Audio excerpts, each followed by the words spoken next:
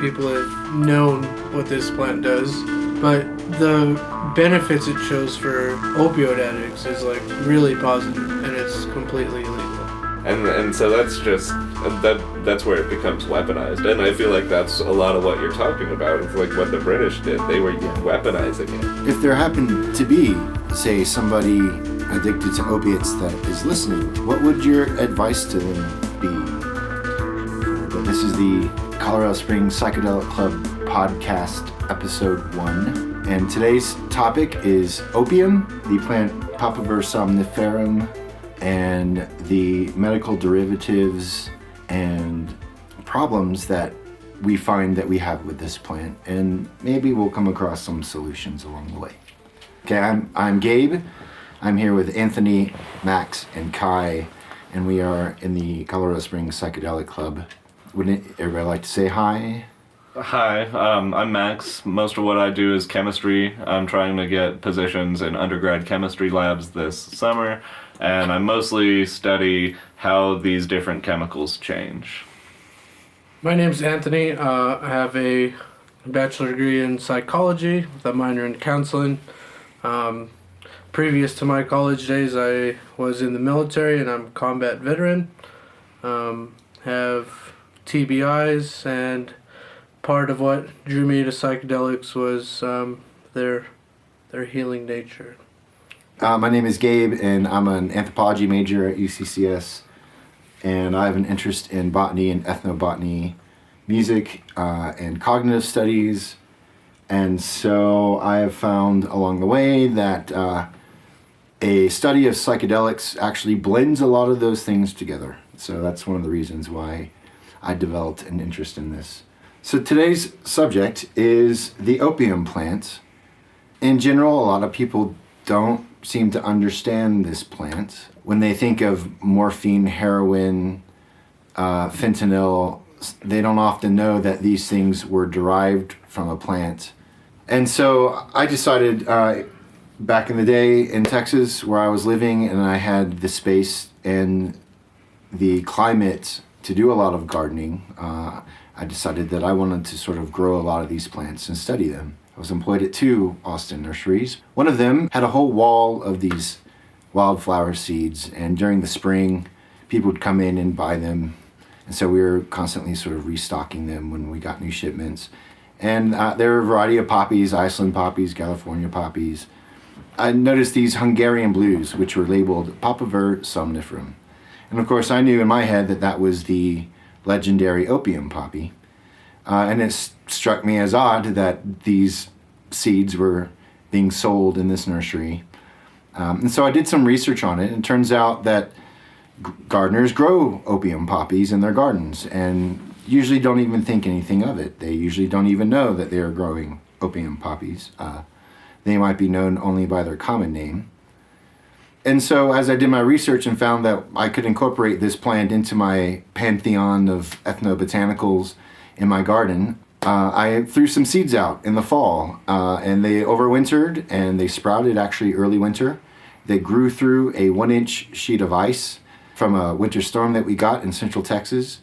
And in the spring, they flowered, and they were stunningly beautiful plants, and they fit in perfectly. The Hungarian blue color fit in with the purples and blues and pinks and yellows that were all coming out at the time.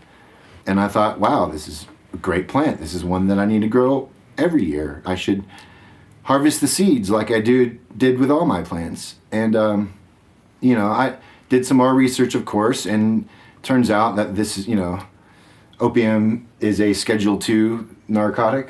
And if actually you're growing this plant with the intention to extract it for its medical use, or to use it as a drug, or to distribute it as a drug, then you're committing a felony. So it's a really fine line between these two things. And so my gardening exploration of it kind of came and went, but I got to see this plant grow. It looks like lettuce. It's very surprisingly like lettuce. And in my research, I found that many people around the world actually ate it as lettuce. Yeah, you just throw the seeds out and you're farming, and when they're young, you have edible leaves that you just pluck and eat as you need them. And so in the course of eating them, you would eat the weaker ones and let the bigger ones grow, because they're the ones that are going to produce the bigger bloom, potentially, and produce the bigger seed pod. So, of course, after the seed blooms, there's a very short window of time when this legendary seed pod blooms. And in this window of time, if you wanted access to this sap, which people have had access to for many thousands of years, there are various ways to do that. It does just grow on the end of this plant. But then after that window, the seed pod starts to harden. And the end product is you get a nice rattle of seeds inside of a woody seed pod. And then those seeds can be pressed for oil. They can be eaten as food. Those seeds could be soaked and used as a narcotic tea, which has been done in some cultures. You could also press that seed potentially into a flour. So that, and even if you're not going to consume it, if you have, say, domesticated cattle, that plant represents a food source for the cattle. And so here's this one plant that seems to have all of these uses in addition to its quote-unquote narcotic properties. Any questions? I thought it was interesting that you mentioned that it was like being eaten as a salad, and then at the same time we use poppy seeds really often in salads and just stuff like that. And so I wonder if like somebody connected that long ago. It's like, oh, well, not only do we have this like spinach like something that we can eat, we also can throw these seeds on top for flavoring and effect. Oh, sure. And I don't know, that just made me think about, the way we eat salads today. Yeah, I grew up eating poppy seed bagels in New Jersey. So, I'm a 13-year-old kid munching down on a poppy seed Well, yeah, bagel. and people don't even realize that. I mean, some people get surprised when they'll test hot for having morphine in their system because they've been eating poppy seeds. Yeah, totally. And yeah, it is interesting because I've grown that and lettuce and wild lettuce. Did you ever make a good salad? Well, wild lettuce. So I didn't know to eat the young poppies the leaves while they were young. I would have liked to try that. I have grown my own lettuce, and you want to eat it when it's young too, because it gets bitter. And there's this wild lettuce that it's got a certain subset of alkaloids, perhaps loosely related to the alkaloids in opium. It's not nearly as narcotic, but it is known as a mild narcotic by some people. It's called wild lettuce, and I'm pretty sure it grows around here. It grows everywhere. It's just a weed. Most people try to kill it. But all these plants look alike when they germinate and when they leaf out, and even when they start to bloom. They all look and behave the same way. So if we're looking at agriculture 12,000 years ago, where archaeologically it has been established that opium was incorporated into this crop package of domesticated plants, they clearly associate it with a food source, likely because it looked like other plants that they were eating that were also food sources. So when did it become a problem though? When did all of this go bad, essentially? Yeah, when did it all go bad? That's a great question. So on my notes here, it was interesting that it's really hard to tell when, before the onset of writing, before the invention of writing, it's hard to tell where it went bad. But after writing, you find it being mentioned in Sumeria, in Egypt, in Hindu texts, and texts from around the region. You find it being mentioned first as a medical plant or a food plant, a way to treat certain types of ailments. But as this force of urbanization gets bigger, and as the cities get bigger and there's more and more people, there's this increase in the social hierarchy, so there's more laws, and there's more laws to control people and influence people. And so I might have some exact notes here that I can pull up offhand, but there are several instances of these centralized institutions basically banning them or trying to control them, trying to control the access to them, trying to control who's bringing them in. And so opium seems to be native to the Levant or Asia Minor, what we call Turkey now. It's kind of native to there. It's not really known what plant it originated from, in that it's a domesticate and it's sort of been detached from its indigenous sort of heritage, I guess. So to my knowledge, we haven't investigated that yet. But yeah, so it's hard to tell from the onset of its domestication, and early farmers brought it into Europe as well, potentially 8,000 to 7,000 years ago. And so before the onset of writing, it's tough to tell what people were doing with it. After writing, you see people coming to terms with what it is and describing it and defining it.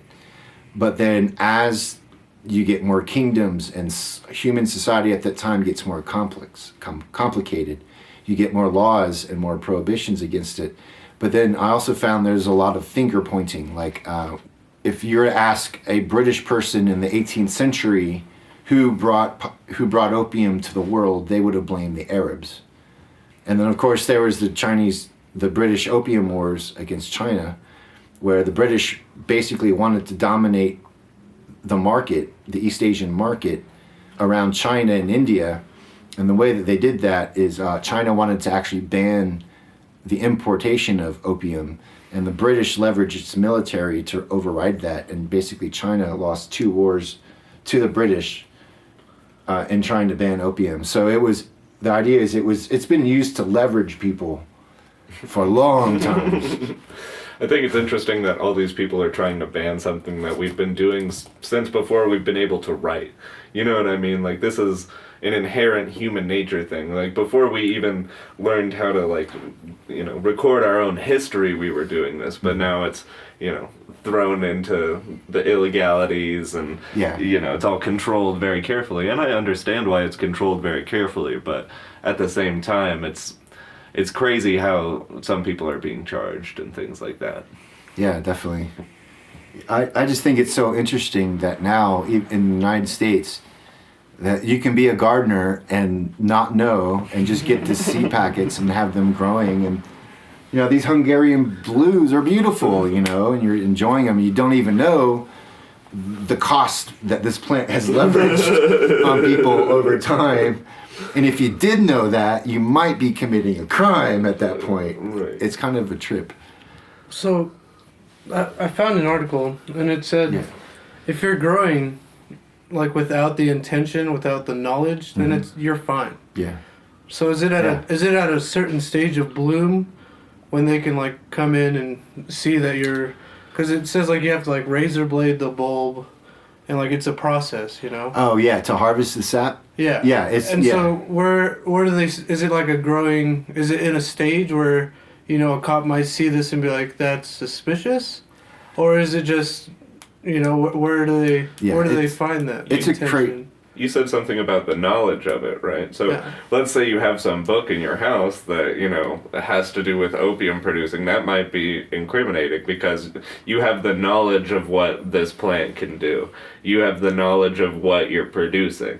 And so that's where it becomes dangerous, essentially. But if you're oblivious to it, if you're not paying attention, then you're okay. That's what I understood from what you... Yeah, no, that's how I took it too. I mean, isn't that interesting? So the crazy thing for me is that, okay, so the advice from local gardeners in Texas was, for poppies, you cut the poppy straw. So after it blooms, and like you can see the top of the poppy seed in the middle of the bloom. I mean, not the poppy seed, the poppy pod. You can see it right in the middle of the bloom. And so after the bloom fades, the petals fall off, then that center just swells and it gets bigger and bigger. So the idea is after those blooms fall off, you just cut it and trash it, right? So there might be a short little window there where you can cut it and there's no sort of thick seed pod. It's just really premature.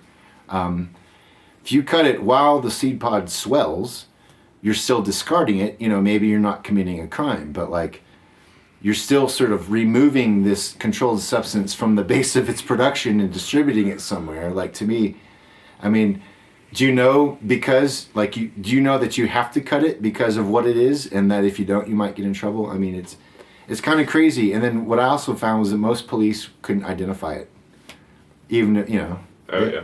they're not in a garden full of plants. Like there isn't no police officer that, or if there is, like cool to them, but they're gonna know, hey, that they think that's a garden plant. Like, not to mention all the other substances they misidentify and immediately say, "Oh, this man has heroin." Yeah. You know, they do that all the time, like way more often than people think. Yeah. It's a huge problem. Yeah. So it's an interesting gray area, and people don't really know about this. They hear about the opiate crisis and everything going on with that. I wonder how much could be alleviated if people could grow it. Well, I have an article here in May of 2017. This South Carolina man was arrested because he had an acre of opium growing. Oh, And so that's where it's like, okay, this isn't just a normal, garden. yeah. And so he had that, but it was May, and it was the only second bust of that year. And so it's Really? rare for opium to be grown for, mass production. And a big reason for that is how easy it is to just order it. Oh, really? And because it's very labor intensive, apparently. Well, And yeah, so- producing anything from a plant can be pretty labor intensive, especially if you're starting from scratch, you know what I mean? And so, especially for opium, you have to learn a whole process and a whole way of doing things. And if you're even going to go farther than that to make heroin, there's like dimorphine and all these other different analogs that you can go about making, but you have to have the knowledge to do that. So that, like, most of the time when things get legalized, it's not the people like that are profiting off it. It's not that everyone has a weed plant in their backyard. It's that there are a few companies that are making millions off their ability to start doing this. And I mean, that's kind of the way it is right now with the pharmaceutical industry, is you have these companies that are making millions of dollars off these opiates, and they're the only ones who are allowed to be presenting it to society. I forget his name. David, I think. He came to the meetings. Remember he asked during group one day, where is like opium produced in the United States, right? You remember that? Yeah. Well, I found an article, and there's this place in Vermont, and their opium, they have like a farm, like they're allowed to grow it, and it graded at the same level of Turkish opium. And so like it is made in the United States, but it's just harder to get as pure, I guess, and so because of the climate. But apparently Texas is a good climate for that. Yeah. Oh, it likes hot, dry conditions. Yeah. So it thrives in that. Yeah. So one of the articles that I read said that the UN Council on Drug Control basically licensed only 5 nations to manufacture it. And so it said India. Now this article is written in like maybe 2012. No, this was written in 1998, but I can look at it if I need to. But yeah, it said that India controlled like 60%, like was responsible for 60% of legal opiate production. And so I would imagine the U.S. would be the second nation in that 5. That makes me wonder about China, and if they are allowed to or not, because it would make a lot more sense if they weren't allowed to produce their own morphine. I don't know what their schedule, how they go with the EU or anything like that, but if they weren't allowed to produce that, it would make a lot more sense why that we have so much more research chemicals than the weird analogs coming out of China. Well, China is interesting because, I kind of touched on the British Opium Wars, but the British really sought to screw the Chinese over back then. This is like, like mid-19th century, I think. And they did. They won both of those wars for essentially naval and trade superiority. And then they imposed these really brutal sanctions on them by basically turning over their land and their power structure to other nations and other rich financial interests. So really coming into the 20th century, the Chinese had been beaten up by colonial powers, and then were beaten up by the Japanese. And a lot of that, I think, they might point to the Opium Wars as sort of the root of all of that, sort of being the doorstep to the rest of the world. And so I don't know if that's true, and I came from a country through that. Then yeah, I want revenge on the other powers of the world. Let's take the power back. Yeah. You know, let's start producing all these crazy chemicals and making and flood their markets. Right. Yeah. And I mean that is kind of what we're seeing right now. I mean, they're making all these strange, really strong opiate analogs like fentanyl, and I don't even know if there are people who have ingested fentanyl just because of how powerful it is, and that's insane to think about. Is something so powerful that no one's even thought to ingest it or can dilute it to the point where it's safe. Yeah. And so that's just that's where it becomes weaponized, and I feel like that's a lot of what you're talking about. It's like what the British did; they were weaponizing it. Yeah. And I'm not saying that China is necessarily trying to weaponize their opiates against us, but at the same time, it's a side effect of them trying to profit off of it. I'm glad you brought up India. Like you said, you know, we're cracking down on China, you know, like pretty hard. Like even China's cracking down on their own people, if you will. But from what I read, like all their legislature and stuff comes from Beijing, but then they let the states control it. And so then the police incentivize, like, all right, I'm gonna let this fentanyl operation go, you know. So it's kind of like a bit of corruption in that, you know, our country's telling us this, but the money's there, and so we'll turn a blind eye. The neighborhoods need it, and that's a totally other thing that especially is happening in impoverished countries, is like, you know, you can get American dollars and a lot of them by doing something that's risking your life, and people do that all the time. But the scary thing is, you know, we can break down on China. But you mentioned India. It literally says that even if China successfully cuts down on fentanyl, the analog, it is likely another hub of synthetic opioid production will pop up, and that place is most likely India for number one, especially since they're licensed. And so it's just crazy to think about, like, you know, we're gonna keep cracking down on all these people, and it's just gonna move until. Right, and the reason we're getting these super dangerous chemicals is because of prohibition. You know, if somebody could just go get a morphine prescription at the store, they wouldn't want to buy the scary fentanyl analog from China that they can dilute 1,000,000 times to keep them well. You know what I mean? They would have... And that's the whole issue with methadone right now as well, is because it's just another substitute for... It's doing the same job, essentially.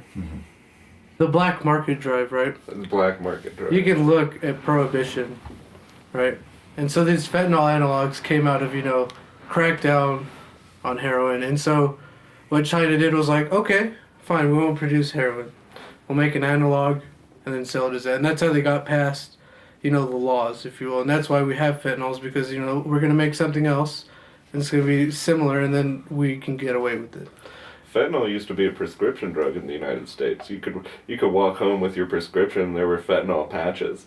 So I remember like heroin addicts that I knew that they would go and they'd take their fentanyl patches and they'd cut them up into a bunch of little pieces, and you know they were powerful. They were incredibly powerful. And what was happening to a lot of these people who were getting fentanyl strips for, you know, let's say you have back surgery, they'll give you a fentanyl patch, and a lot of these people would come out of it and end up addicted to heroin at the end of it because the fentanyl was so powerful. And so now they only administer fentanyl in hospitals and stuff like that. But no, I remember like whenever fentanyl was legal in the United States, and you know, it was just like Oxycontin is. You know, people would go to the script, or go to the doctor, get a script, get their fentanyl, and walk out the door. And it wasn't necessarily good. Yeah. I can imagine. So, in keeping with the question that you asked about, like the danger of prohibition, how do you think this would be affected if you say you have an addiction to opiates and you had the option of stepping into your backyard and plucking something that may not be nearly as potent or toxic as the refined drug, but would still alleviate the condition that you're trying to use it for. I feel like for a lot of people, it's sustainability. You know, after a few months of opiate addiction, it's not like it's fun anymore. You know, people are more getting well, and once people are seriously, it messes with your reward system. You'll have just like instant reward, and it messes with you for years and years afterwards, and that's why a lot of people get trapped in the cycle of just instant reward. And so I feel like that would just help the sustainability of it. You know what I mean? The people who did have problems, they could have their fields and they could dry their poppies or whatever, however they choose to do it over the course of time. It wouldn't be like, you know, people are scared of overdoses too, you know. Yeah. They're not rushing to, you know, seek higher. You know, they're more just trying to survive at a certain point. Yeah, I've often thought about that because, you know, 12,000 years ago, when you're raising your domesticated rye and maybe some domesticated beans, and you've got some domesticated goats out there, and then there's your domesticated poppies. Like, I mean, those people were making it happen.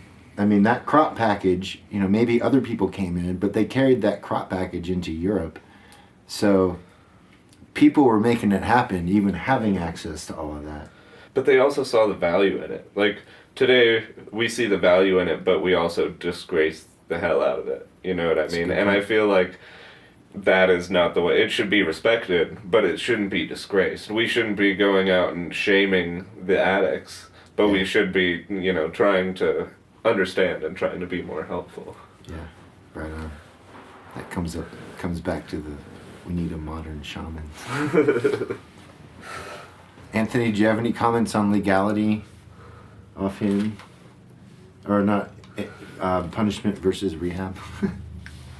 Yeah, and so an interesting study, they found the likelihood of opioid, you know, addicts, once they're put into the system, it's the likelihood of rearrest is over 60% for most. Wow. And you got to remember, going into the public criminal system, the criminal justice system, if you will, you know, half of all people that are incarcerated meet some type of diagnosis on the DSM-5 scale, or in other words, like a mental illness scale.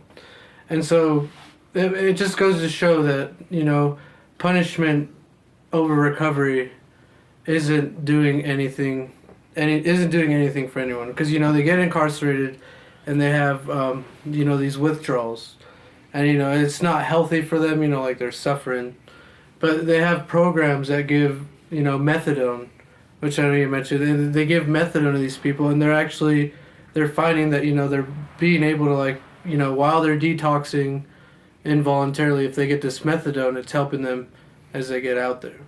And these programs are, you know, they're shit on by, like, everyone. So, for example, like the safe needle injection site, you know, no one wants to support that. You know, that's my money. Why am I helping these people? But at the same time, you know, if we can help people that are already going through hell, you know, just give them methadone so they can wean off of it, you know. We're hiding the problem with methadone, though. We have methadone clinics all over the United States, and people go in regularly, weekly, for their shots, or not even for their shots, but for their medication, you know what I mean? So, and the withdrawals from methadone are worse than the withdrawals from heroin. They're longer, they're more uncomfortable, but suddenly you're government assisted, you know what I mean? So, rather than being able to grow your own poppies in your backyard, well, now you have to stand down in line at the methadone clinic on every Saturday to get your methadone to make sure you can go to work every day this week so you don't feel like hell. And so they're essentially just taking this opiate crisis and turning it into their own. They're not profiting off it very much, but they're still profiting off it, and they're also disguising it by saying, oh, these addicts are treated now, they're getting well, they're in the program. But at the same time, it's just a continuation of the same opiate habits. And so that's why I disagree with like methadone.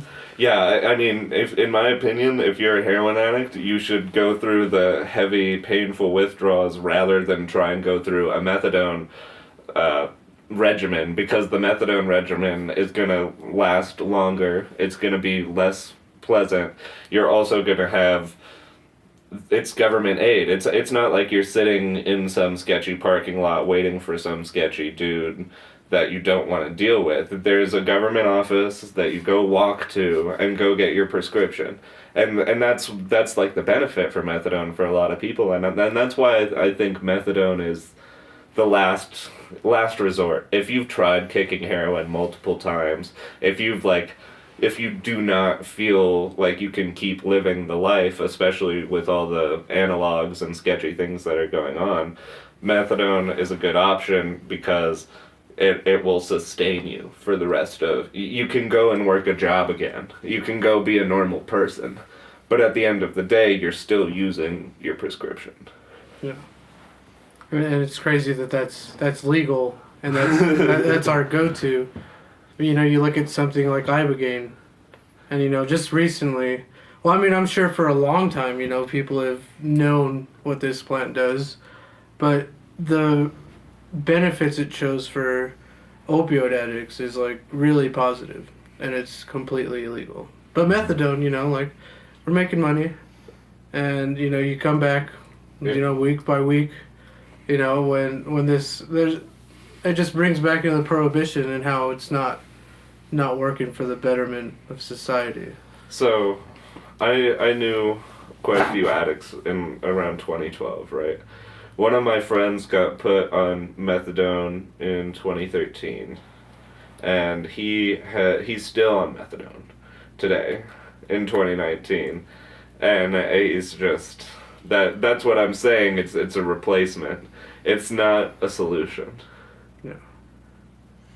That's 6 years of rather than being a heroin addict and, you know, fighting for money and fighting for all that kind of stuff. Now it's just government subsidized, and he goes and he gets his medication. If there happened to be, say, somebody addicted to opiates that is listening to this program, what would your advice to them be? Do you have any? I mean, honestly, your best advice is probably to get with a therapist, get with someone you know closely that you can spend time kicking and, you know, rebuilding, because unlike benzos, unlike alcohol, heroin addiction won't kill you when you're withdrawing. It'll just feel like hell. So, I mean, 2 or 3 weeks of recovery time is enough to get you back on your feet enough and looking well enough to start trying to build again, you know, and after that, it's more of the long-term fight with, like, staying away, because then there's, as I said earlier, there's this damage that happens with your reward system. You suddenly are rewarded just like that, just quick, and that's not how most normal people function. It's like, we have highs, we have lows, we'll feel angry, we'll feel...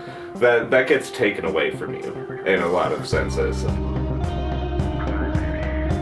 Thank you for listening to episode 1, part 1 of the Psychedelic Club podcast. In part 2, we will be discussing drug prohibition, the war on drugs, and opium addiction.